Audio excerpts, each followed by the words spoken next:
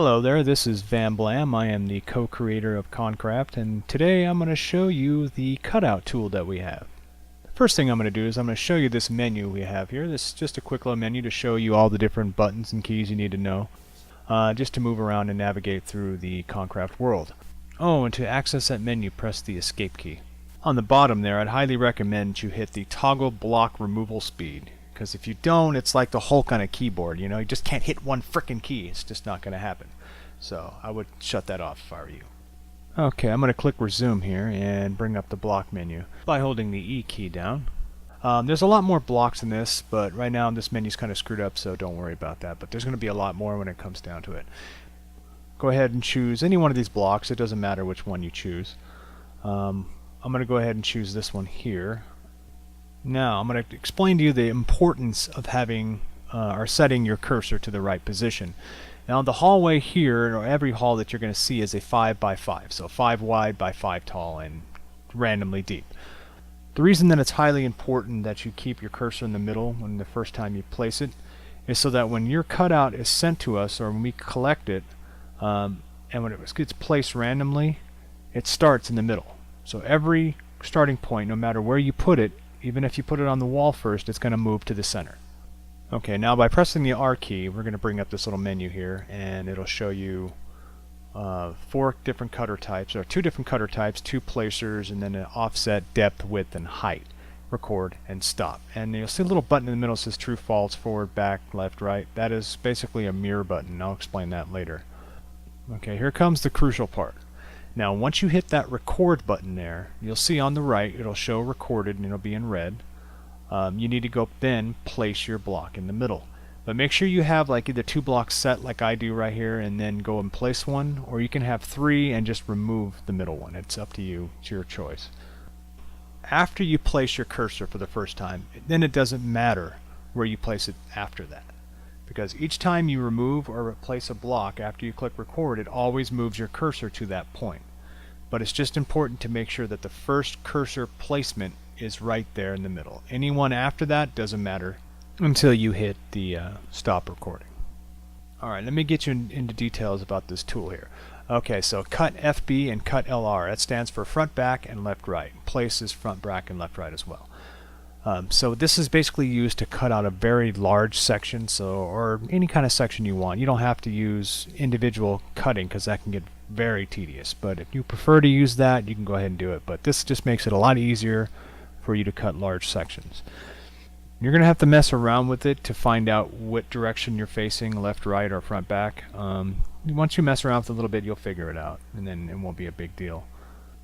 Okay, on the right side in those little yellow bars is the offset, depth, width, and height. Offset is basically to the left of the cursor. So wherever your cursor is, the offset will be that much to the left of it. So right now it's default at 3, so you can change that to whatever you want. It doesn't matter. Depth will actually go 10 deep into the wall. Width will go down the length of the hall. It always goes away from you towards the other end. It'll never come back the other way. There is no negative at the moment.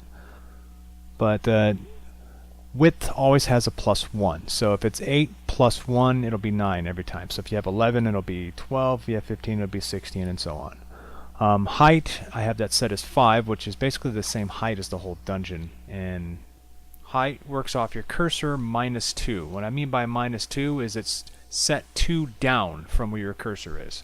So if you have your cursor on the bottom part of the wall and you go to your cutout, it's going to cut 2 down. So to prevent that, make sure that there's at least 2 blocks in between the floor and your cursor. So that way your floor will always be cut out in the proper spot. Okay, so I'm going to go ahead and cut this with cut FB, and you'll notice that the wall is now cut out over there. Now if I click the little button down below where it says true, false, forward, back, left, right, that is basically, like I said earlier, your mirror button. So you click that and then you hit cut FB again, it's going to cut on the opposite side. Inside here you'll notice that I delete this block. Once I delete this block, that is now where my cursor is. So if I go do it a cutout, it's going to cut out from here. But it doesn't matter because back here we placed the first cursor right here. So it's always about the first cursor being in the center. So every cursor after that, like I said before, can be anywhere. It doesn't matter. Now remember when I mentioned that the offset is basically always to the left of where your cursor is. So as you can see, I place it here. I click cut and you don't see anything because it's inside the wall. Now if I put it to 0, boom, there it is.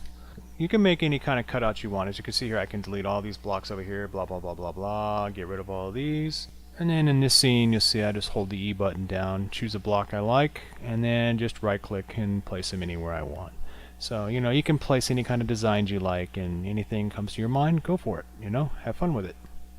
Now, once I'm done with my cutout, I'm happy with it, looks great, I want to keep it, I go in and press the R key, and you'll hit stop. Now, as soon as you hit stop, it's going to copy all that information to your clipboard.